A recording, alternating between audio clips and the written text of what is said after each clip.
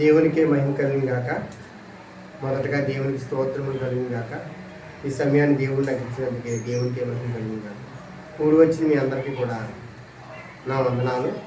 ఈ వాక్యం వింటున్న వారికి, చూస్తున్న వారికి కూడా మీ అందరికీ కూడా నా వందనాలు చెల్లించుకుంటున్నాను.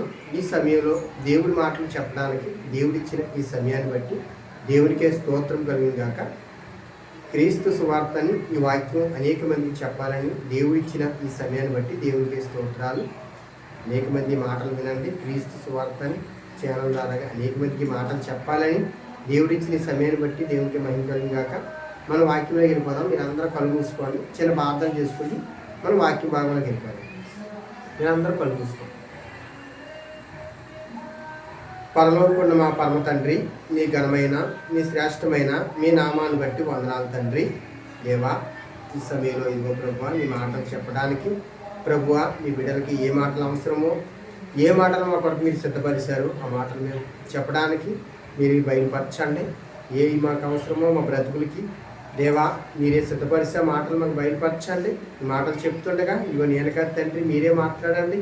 ఏ మాటలు ప్రభువా మా జీవితాలకి అనేక మందికి మాటలు అవసరమై ఉన్నాయో మీరే మాటలు మాకు బయలుపరిచి చెప్తుండగా తండ్రి, ఈ మాటల ద్వారాగా ప్రభు అనేక మందికి ఆశీర్వాదంగా ఈ మాటలు తండ్రి, అనేక మంది ఆత్మను రక్షించడానికి ఈ మాటలు దయచేయమని మీకే స్తోత్రములు ప్రభువా. మీకు వందనాలు తండ్రి, మీకు స్తుతులు చెల్లించుకుంటూ ఈ సమయంలో తండ్రి దేవా ఇప్పుడు వచ్చిన ప్రతి బిడ్డని ప్రభువా మీరు కాపాడి దీవించండి. గడిచిన వారం నుంచి ఈ వారం వరకు అనేక మందిని మమ్మల్ని కాపాడారు. మీకు స్తోత్రాలు. మాటలు వింటున్న వారిని, చూస్తున్న వారిని కూడా కాపాడు తండ్రి. మీకే స్తోత్రములు వందనాలు చెల్లించుకుంటూ ఈ కొద్ది పాత్రలు యేసుక్రీస్తు వారి నామములో అడివేడుకుంటున్నాం పరమ తండ్రి, ఆమేన్. మన దేవుని వాక్యంలోకి వెళ్ళిపోదాం. ఈరోజు దేవుని వాక్యం ఏంటంటే దేవుని కష్టం. అంటే మన దేవుడికి కష్టం, దేవుని కష్టం, దేవునికి ఇష్టం, ఈ రెండు మనం తెలుసుకోవాలి. ఈరోజు దేవుని మనం ప్రతిదీ కావాలని మనం దేవుని ఎన్నో అడిగేస్తూ ఉంటాం. నాకు అది కావాలి తండ్రి, నాకు అది కావాలి ప్రభు అని మనం ప్రతీది భూమి మీద ఉన్న ప్రతీది మనం అడుగుతాం. అసలు దేవుడు పడే కష్టం నీకు తెలుసా? ఈరోజు మనం నేర్చుకోవాలి వాక్య భాగం. దేవుడి కష్టం ఏంటి, దేవుని ఇష్టం ఏంటి, ఈ రెండు విషయాలు మనం నేర్చుకోవాలని దేవుని వాక్యం చదివిస్తుంది. దేవుని కష్టం ఏంటంటే ఈరోజు వాక్య భాగం ఆదికాండం మొదటి వచనం చూద్దాం. ఆదికాండంలోని మొదటి మాటలో మన బైబిల్ గ్రంథం నుంచి పరిశీలన చేద్దాం. ఈరోజు మన దేవుని కష్టం తెలుసుకోవాలి. ఈ కష్టం అన్నది ఏంటంటే ఆదికాండంలో మొదటగా దేవుడు ఆది యందు భూమి ఆకాశమును సృజించిన దేవుడు. ఆయన ఆకాశముని, భూమిని, సమస్తాన్ని చేశాడు దేవుడు. కానీ ఎన్ని ఎవరి కొరకు చేశాడు? మన కొరకే చేశాడు దేవుడు. కానీ మనం ఎన్ని గుర్తించాలి. ఎందుకంటే దేవుడు ఎంత శ్రమ పడితే, ఎంత కష్టిస్తే కానీ ఈరోజు సమస్తాన్ని దేవుడు చేశాడు. దేవుని వాక్యంలోకి మనం వెళ్ళిపోదాం. ఆదికాండం చూద్దాం. దేవుని కష్టం. ఆదికాండం తీసుకున్నారా బైబిల్ నుంచి? మొదట వచనం. ఆది యందు దేవుడు భూమి ఆకాశమును సృజించును, భూమి నిరాకారముగా చీకటి అగాధ జలముల పైన కమ్మి ఉంది. జలముల పైన అంటే దేవుని ఆత్మ జలములపై ఉన్నదంట.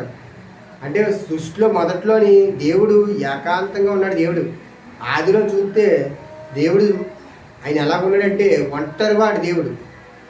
అప్పుడు ఎవ్వరూ లేరు. కానీ దేవుడు అనుకున్నాడు భూమి ఆకాశమును సృజించాలి అని. దేవుడు ముందుగా ఏం చేశాడంటే ఆయన వెలుగు కమ్మగా వెలుగు కలిగింది. వెలుగుని చీకటిని వేరు చేశాడు. సమస్తానికి ఆయన పేర్లు పెట్టాడు. సృష్టిలో ఏలే ప్రతిదీ కూడా మనం ఇవన్నీ కూడా దేవుడు పెట్టినయే. కానీ దేవుడిని మనం గుర్తించలేకపోతున్నాం ఈరోజు. ఆయన పడే కష్టం ఎంత తెలుసా? ఒక పంటను పండించాలంటే మనం ఎంతో కష్టిస్తాం. మనం భూమి మీద ఏది చేయాలన్నా ఎంత శ్రమ పడతాం.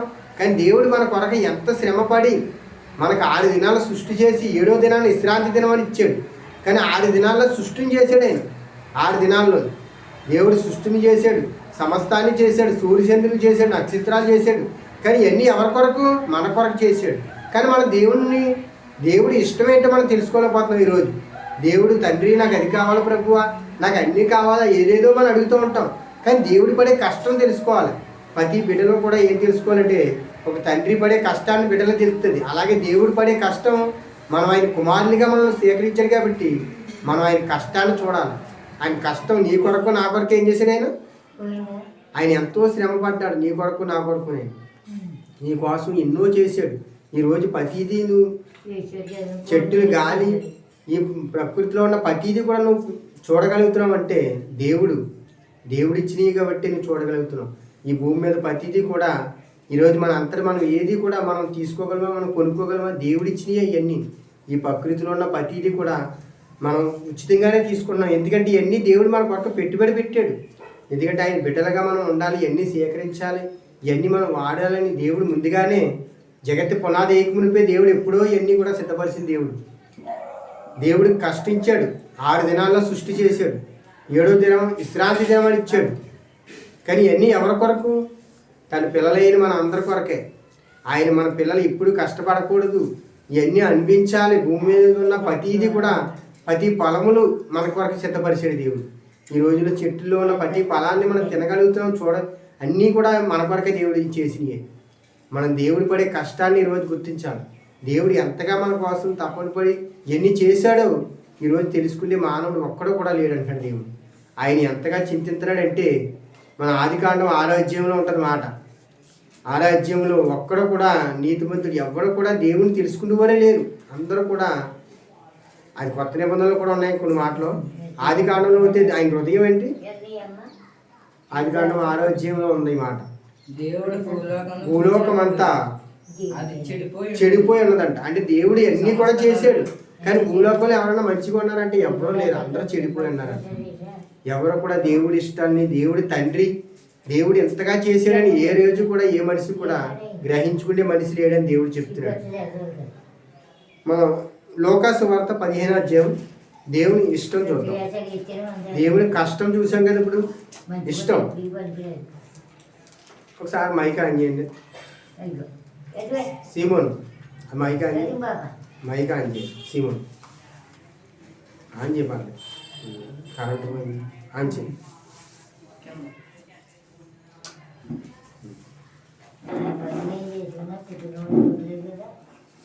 దేవుని కష్టం ఇప్పుడు మనం చూసేది దేవుని ఇష్టం. అసలు దేవుడు ఏంటి ఇష్టపడేదంటే లోకా సువార్త 15వ అధ్యాయం 3వ వచనం చూద్దాం. ఆయన ఉపమానాలు చెప్తున్నాడు యేసుక్రీస్తు వారు ఎవరితోని? అందుకు ఆయన ఈ ఉపమానం చెప్పుని, మీలో ఏ మనిషినికైనా 100 గొర్రెలు కలిగి ఉండగా తప్పిపోయిన ఎడల ఒక గొర్రెలు దాని కొరకు 99 దాన్ని విడిచిపెట్టి అడవి తప్పిపోయినది దొరుకు వరకు దాన్ని వెతకు వెళ్ళడా చాలు. అంటే యేసుక్రీస్తు వారు ఉపమానాలు చెప్తున్నారు. ఏమని ఉపమానములు ఏంటంటే యేసుక్రీస్తు వారు శిష్యులందరినీ కూర్చోబెట్టి 15వ అధ్యాయం లోకా సువార్త 3వ వచనంలో ఉంది మాట. ఆయన ఉపమాన నీతిగా ఇలా బోధిస్తున్నాడు వారికి. ఏం చెప్తున్నాడంటే 99 ఒక గొర్రెలు కాపరి ఉన్నాడంట. అందులో ఒక గొర్రె తప్పుకుపోయింది. 99 గొర్రెలు విడిచిపెట్టి అడవిలోని ఒక గొర్రె కోసం ఆయన వెతకుతున్నాడు, తిరుగుతున్నాడు దానికోసం.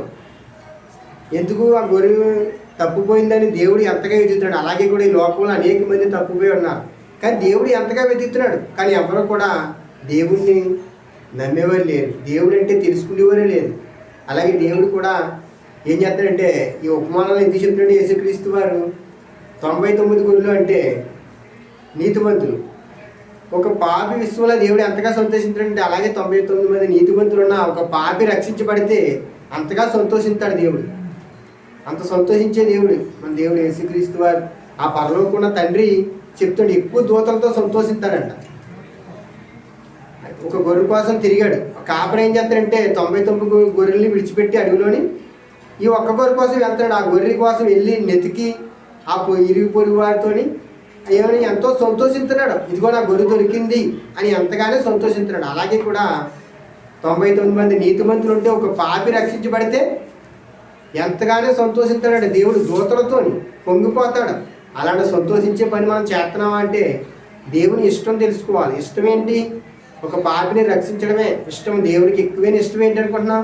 ఒక చెడు అలవాట్లలో బానిసైపోయిన వాడిని, పాపంలో పడిపోయిన వాడిని లేవనెత్తి దేవుని కొరకు చెప్పి దేవుని మాటలు బోధించి దేవుళ్ళో నడిపిస్తే దేవుడు ఎక్కువగా ఆనందపడతాడు, సంతోషిస్తాడు. ఇదిగో నా కుమారుడు నన్ను తెలుసుకున్నాడు అని దేవుడు ఎంతగానే సంతోషిస్తాడు. దేవుడు ఎంతగా ఇష్టపడతాడు. ఇదిగో నా బిడ్డలు నా ఎంతకు వచ్చారు, నా మాటలు వింటున్నారని దేవుడు ఎంతగా చూస్తాడు. ఇంకా మన కిందకు ఒక నాణ్యం పోగొట్టుకుంది ఒక స్త్రీ. 10 నాణ్యాలు ఉన్నాయి, ఒక నాణ్యం పోగొట్టుకుండి ఇల్లంతా ఊర్చింది. ఇల్లంతా ఊరితే ఎక్కడా దొరకలేదు. ఎంతగానో వెతికితే చదువుదాం కిందకి 5వ వచనం చదువుదాం. అది దొరికినప్పుడు సంతోషంతో దానిని తన భుజము ఇంటికి వచ్చి ఇంకా కిందకి చదవమ్మా, నేను చెప్పేశాను కదా. నాణ్యం అంటే ఒక నాణ్యం, 10 నాణ్యాలు ఉన్నాయి స్త్రీకి. ఒక నాణ్యం పోగొట్టుకుంది, ఇల్లంతా ఊర్చింది, ఇంట్లో ఎక్కడ వెతికింది. అది దొరికే వరకు వెతికితేనే ఉంది. కానీ దొరికిన తర్వాత అది ఎంతగానో సంతోషించిందండి ఆ స్త్రీ. ఆ ఇరుగు పొరుగు వారితో, అనేక మందితో, ఆ సిలికత్తులతో సంతోషించిందని వాక్యం సెలవిస్తుంది. ఇంకా కింద వచ్చిన చదవమ్మా, 7వ వచనం. ఏ స్త్రీకైనా